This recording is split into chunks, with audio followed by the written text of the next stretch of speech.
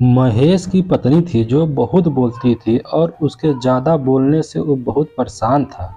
महेश को पता चला जंगल में एक महात्मा आए हुए हैं।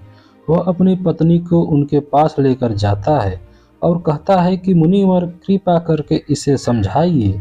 ये बहुत बोलती है, मेरे मना करने के बाद भी यह दिन भर इसका मुंह चलता ही रहता है। मैं इसे कितना समझाता हूँ कि कम बोला करो, चुप रहना सीख, लेकिन हर बार इसके वजह से लड़ाई होती है। महात्मा मुस्कुराए और बोले, मैं तुम्हें इस बात को एक कहानी की मदद से समझाता हूँ। मेरे गुरु का एक शिष्य था जो बहुत बोलता था।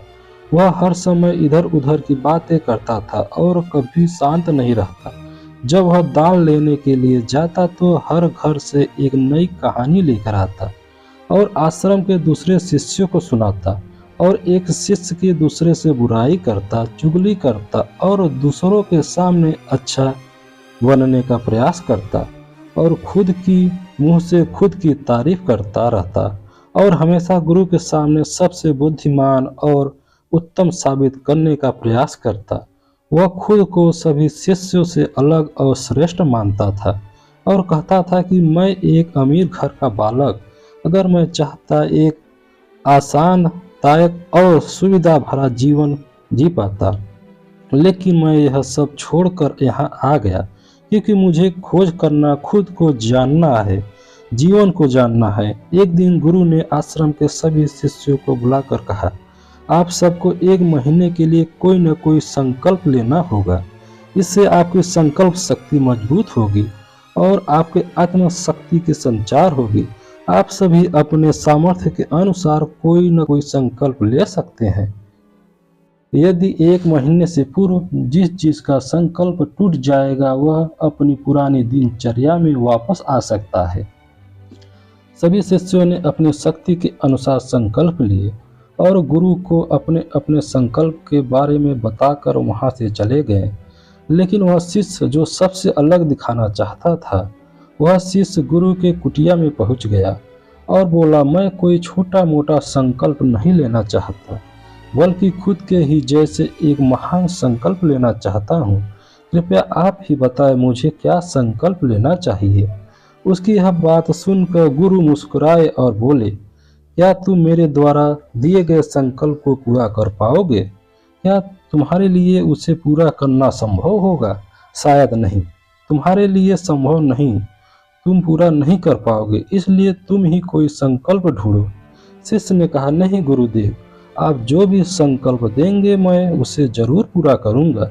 गुरु ने कहा, ठीक है, अगले महीने तक चुप रहो, मुंह से एक शब्द भी नहीं निकालोगे, यही है तुम्हारा संकल्प। शिष्य ने कहा, गुरुदेव, यह कोई संकल्प है? यह तो बहुत ही आसान है। आप कोई संकल्प दीजिए जो मेरी योग्यता के बराबर हो। गुरु ने कहा, पहले इस संकल्प को पूरा करके दिखाओ। शिष्य ने गुरु की बात मान ली और वह उसी समय चुप हो गया और पलटकर कुटिया से बाहर चला गया। उसे चुप रहना बहुत आसान लग रहा था। उसने एक दिन तो जैसे तैसे चुप रहकर काट लिया, लेकिन दूसरे दिन से उसके मन में न बोलने का बोझ बढ़ने लगा और तीसरे दिन उसे भारीपन महसूस होने लगा और चौथे दिन उसके अंदर बेचैनी होने लगी, क्योंकि आसपास आश्रम के सभी शिष्य एक दूसरे से बातें कर रहे थे। वह भी अपना पक्ष उसके सामने रखना चाहता था, उनकी बोलती बंद कर देना चाहता था, लेकिन उसका संकल्प उसके सामने आ रहा था, इसलिए वह पूरे दिन और आंखें बनाता। उसी तरह से कुछ दिन और बीते और वह शिष्य बीमार पड़ गया। उसका सिर फटा जा रहा था, उसे खाने पीने तक का मन नहीं कर रहा था, वह सिर्फ बोलना चाहता था। वह गुरु के पास गया और उनके सामने बैठकर और लिखकर बताया, गुरुदेव, मैं बोलना चाहता हूँ, बिना बोले मुझे सांस नहीं आ रही है, मेरा दम घुटता जा रहा है, मैं अंदर ही अंदर पागल हुआ जा रहा हूँ, मैं क्या करूँ? संकल्प तोड़ दूँ क्या? गुरु मुस्कुराए और बोले, जो अपने संकल्प को पूरा कर लेता है वह अपने आंतरिक शक्ति को बढ़ाता है। जो अपनी आंतरिक शक्ति को बढ़ा लेता है वह समाज और जागृति के राह पर आगे बढ़ जाता है। संकल्प का लेना भी तुम्हारे हाथ में था और इसे तोड़ना भी तुम्हारे हाथ में है। तुम्हारे बहुत से भाई संकल्प को तोड़कर अपनी पुरानी दिनचर्या पर वापस आ चुके हैं। अगर तुमसे नहीं हो पा रहा है तो तुम भी संकल्प तोड़कर अपनी पुरानी दिनचर्या पर वापस जा सकते हो। लेकिन याद रहे, अगर तुम आज छोटे से संकल्प को नहीं संभाल पा रहे हो तो बाकी अपनी पूरी जिंदगी को कैसे संभाल पाओगे। बाकी फैसला पूरी तरह से तुम्हारे हाथों में है। गुरु की यह बात उस शिष्य के दिल में चोट कर गया। वह बिना कुछ बोले वापस चला गया। खुद को अपनी कुटिया में बंद कर अपनी जरूरी कामों के लिए ही कुटिया से बाहर निकला। बाकी सारे समय कुटिया के अंदर बैठा था। 15 दिन बीत चुके थे। आश्रम के लगभग सभी शिष्यों का संकल्प टूट चुका था, लेकिन उसका संकल्प अभी भी जारी था। संकल्प लेने के बाद से अब तक एक शब्द भी नहीं बोला। सारा आश्रम हैरान था, इतना बोलने वाला इंसान चुप कैसे है। 15 दिन बीतने के बाद वह दूसरी बार अपने गुरु के पास गया और लिखकर बताया, गुरुदेव, मैं बाहर से तो चुप हूँ, लेकिन मेरे भीतर बहुत सी आवाजें हैं, बहुत सी चीख पुकार शिकायतें हैं। अंदर ही अंदर बात करता रहता हूँ। मेरा मन तरह तरह के प्रश्न पूछता है। मैं बाहर से जितना शांत और भीतर से उतना ही शोर शराबे हैं। क्या मेरा संकल्प अभी भी है? उन्होंने कहा, हाँ, तुम्हारा संकल्प अभी भी जारी है, लेकिन जब तक लोगों की यह आवाज़ तुम्हारी कानों में उगती रही, तुम्हारा मन बोलता रहेगा, क्योंकि इसे तो आदत है। तुम भले ही बाहर से चुप रहो, किंतु तुम अंदर ही अंदर बोलते रहोगे। तुम्हें इन बातों से, इन आवाज़ों से दूर जाना चाहिए। शिष्य गुरु को प्रणाम कर वहाँ से चला जाता है और सुबह होते ही अपनी कुटिया छोड़ जंगल की ओर चला जाता है। कई दिन बीत जाते हैं, संकल्प भी पूरा हो जाता है, लेकिन शिष्य लौट कर नहीं आया। आश्रम में सभी को डर था, कहीं जंगली जानवर ने उसे खा न लिया हो। इस बीच उसे ढूंढने की बहुत कोशिश की गई, लेकिन वह कहीं नहीं मिला। गुरु भाइयों ने मान लिया था जंगली जानवर ने उसे अपना शिकार बना लिया है, लेकिन गुरु को ऐसा लगता। एक दिन आश्रम का अन्य शिष्य गुरु के पास आया और बोला, गुरुदेव, हमारे उस अधिक बोलने वाले भाई के साथ क्या हुआ होगा? क्या जानवर ने उसे मार दिया होगा? गुरु ने कहा, हो सकता है जानवर ने उसे अपना शिकार बना लिया हो, लेकिन उसके न लौटने की एक और वजह हो सकती है। शायद उसे वह मिल गया है जिसके लिए वह गया था। फिर शिष्य ने पूछा, गुरुदेव, क्या ज्यादा बोलना हानिकारक होता है? गुरु ने बोला, इंसान के बहुत सारे दुखों में से एक दुख ये भी है कि वह कभी चुप नहीं रह सकता, हमेशा कुछ न कुछ बोलता ही रहता है। सिर्फ हमारे बोलने के कारण हमारे आधे से ज्यादा दुख पैदा होते हैं। हमसे से कोई चुप नहीं रहना चाहता, बस हम सामने वालों को सुना देना चाहते हैं। जो भी हमारे मन में सब निकाल बैठा देना चाहते हैं, उसे समझा देना चाहते हैं, देख तुम गलत है, मैं सही। इस तरह सुनने और सुनाने का कार्य जिंदगी भर चलता रहता है।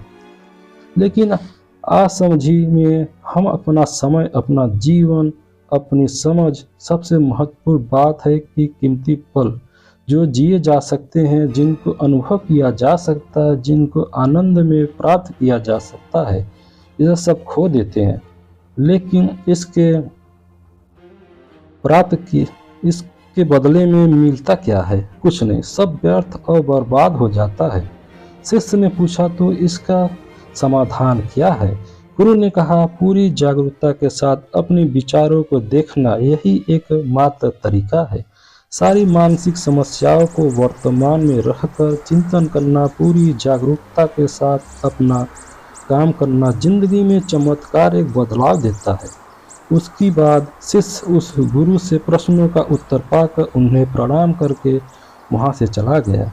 उस शिष्य को आश्रम छोड़कर कई दिन, महीनों का समय बीत चुका था, लेकिन कोई खबर नहीं। अब तक तो सभी गुरु भाइयों ने भी उसके लौटने की उम्मीद छोड़ दी। लेकिन एक दिन वह आश्रम लौट आता है, लेकिन अब वह नहीं था जैसा वह यहाँ से गया था। वह कुछ और ही बनकर वापस आया। उसके अंदर अलग सा बदलाव महसूस किया जा सकता था। उसके चेहरे पर गजब सा ठहराव और आंखों में बड़ी शांति। आश्रम में आते ही सभी गुरु भाई उसे चारों तरफ से घेर लिया और बातें करने लगे। वह भी अपने गुरु भाइयों से बातें करने लगा। उसके बात करने वालों ने सभी ने यह अनुभव किया कि वह पहले जैसा उतावला और बातूनी नहीं रह गया था। उसके मुंह से एक एक शब्द बहुत ही सुलझे और मधुरता के साथ निकल रहे थे। थोड़ी देर तक गुरु भाइयों से बात करने के बाद वह सीधा गुरु के पास चला गया। उसने गुरु के चरण छुए और कहा, गुरुदेव, क्या मैं अब भी मौन हूँ? अब भी मेरा संकल्प जारी है? गुरु ने कुछ देर तक शिष्य के आंखों में ध्यान से देखा और कहा, हाँ, तुम अब भी मौन हो। तुम्हारा मन में एक शब्द भी नहीं निकल रहा है और तुम्हारा संकल्प अभी भी जारी है। शिष्य ने कहा, गुरुदेव, जब मैं आश्रम से गया मैं चुप था, लेकिन मेरे अंदर बहुत सी आवाजें थी, मन में बहुत से प्रश्न थे, वह बंद नहीं हो रहे थे, इसलिए जंगल में चला गया, इस उम्मीद से कि वहाँ मुझे शांति मिलेगी और मेरे मन की एक एक कम हो जाएगी। लेकिन मैं जितना एकांत में जाता गया, मेरे अंदर की आवाज उतनी ही तेज होती गई। मेरे भीतर पुरानी से पुरानी आवाज सुनाई देने लगी। तब जाकर मैंने महसूस किया कितना गलत कर रहा था। जब मैं अपने परिवार वालों, दोस्तों को, गुरु भाइयों को बुरा भला कहता था, तो उस समय मुझे लगता था कि मैं सही कह रहा हूँ। जब मैं गुरु भाइयों से एक दूसरे की चुगली करता था, मजाक बनाता, तब भी मुझे यही लगता था कि मैं उनसे बेहतर हूँ, मैं सही कर रहा हूँ। लेकिन उस दिन पहली बार महसूस किया इतना गलत बोलता था। काफ़ी दिनों तक यह आवाज़ें, यह शिकायतें मेरे अंदर चलती रही। लेकिन धीरे धीरे करके एक दिन सारी आवाज़ें मेरे अंदर से समाप्त हो गई। जब मैं भीतर से भी मौन हो गया, उस दिन घने जंगल में बाहर से कोई बोलने वाला नहीं था और भीतर कोई आवाज़ बची ही नहीं थी, और मैं उस दिन पहली बार मौन का सही अर्थ समझा। मेरे तरफ चारों ओर बहुत शांति थी। हालांकि अभी भी कुछ आवाज़ें आ रही है जो पहले भी आती थी, लेकिन मैं उन्हें सुन नहीं पाता था। पर अब तक सभी आवाज़ें स्पष्ट रूप से सुनाई दे रही थी। हवा के चलने की आवाज़, चिड़ियों के चहचहाने की आवाज़, पानी के बहने की आवाज़, ये सभी आवाज़ें मैंने पहली बार पूरे होश पूर्वक सुनी। अपने चारों तरफ इतनी शांति मैंने पहले कभी महसूस नहीं किया था। तो शांति को भंग करने के लिए मैंने पहली बार अपने मुख से निकाला, मैं चिल्लाया, हे ईश्वर, कैसी शांति है? सब कुछ इतना शांत क्यों है? ऐसा क्या हो गया है? लेकिन मेरे चिल्लाने के बाद भी शांति भंग नहीं हुई। सब कुछ पहले जितना ही शांत था, बाहर भी भीतर भी। हे गुरुदेव, मैंने अपने गुरु भाइयों से बात की, मैं बोल रहा हूँ, मैं चल रहा हूँ, मैं सब कुछ देख रहा हूँ, लेकिन मैं अपने भीतर एकदम एकांत में हूँ, मौन में हूँ। भीड़ में रहता हूँ तब भी भीतर से एकांत में होता हूँ। जब मैं खुद में भी शोर करना चाहता हूँ तब भी एकांत में ही होता हूँ। अब सब दिखाई पड़ने लगा, सब सुनाई देने लगा। गुरु ने कहा, जब तक हम बाहर की तरफ बोलते रहेंगे भीतर अशांति ही रहेगी, लेकिन जिस दिन हम भीतर की तरफ मुड़ जाएंगे तब हमारे मुख से कुछ भी निकलेगा, शांति ही रहेगा। दुनिया में जितनी भी बुराइयां है ज़्यादातर हमारे बोलने से उत्पन्न होती है, क्योंकि हम चुप रहना नहीं चाहते। हमें जितनी ज़रूरत है उससे कहीं ज़्यादा बोलते हैं। हम सामने वालों को सुनना नहीं चाहते, बल्कि उसकी बोलती बंद कर देना चाहते हैं। उसे समझा देना चाहते, मैं कौन हूँ, मैं क्या कर सकता हूँ, और यही हमारी ज़िंदगी का मकसद बनकर रह जाता है। हमारी सारी ऊर्जा व्यर्थ के बोलने में बर्बाद होती रहती है। ऐसे ही समाज में लोगों का जीवन दुखों से भर जाता है, जो दूसरों को सुनाने में रहते हैं, कभी एक दूसरों को सुनना नहीं चाहते, समझना नहीं चाहते, और चुप रहना तो उन्होंने सीखा ही नहीं, क्योंकि चुप रहना उन्हें छोटा महसूस करवाता है। दुनिया की सभी लड़ाइयाँ का कारण हमारा बोलना ही है, इसलिए हमें सिर्फ उतना ही बोलना चाहिए जितना जरूरी हो, क्योंकि व्यर्थ का बोलना ऊर्जा को नष्ट करता है और यह बोलना ही हमें अपने भीतर की तरह लौटने नहीं देता है, क्योंकि यह हमें बाहर की ओर बीच कर रखता है। बाहर है कि क्या इस संसार के अलावा, लेकिन अपने भीतर के संसार की ओर मुड़ता है, तो इस मुख को बंद रखना चाहिए। इसलिए जितने भी बुद्ध हुए, महात्मा हुए, ज्ञानी हुए, सभी एकांत की ओर भागे, ताकि उन्हें ज्यादा बोलना ना पड़े, ज्यादा सुनना ना पड़े। वह एकांत में रहे और शांत में रहे, इसलिए आसानी से भीतर की यात्रा कर पाए। लेकिन कोई चाहे इस संसार में रहकर भी एकांत में रह सकता है, शांत रह सकता है, लेकिन इसके लिए उन्हें अपनी ऊर्जा बचानी होगी, जिससे वह अब तक अपने व्यर्थ के शब्द को बर्बाद कर रहे थे। दोस्तों, इस कहानी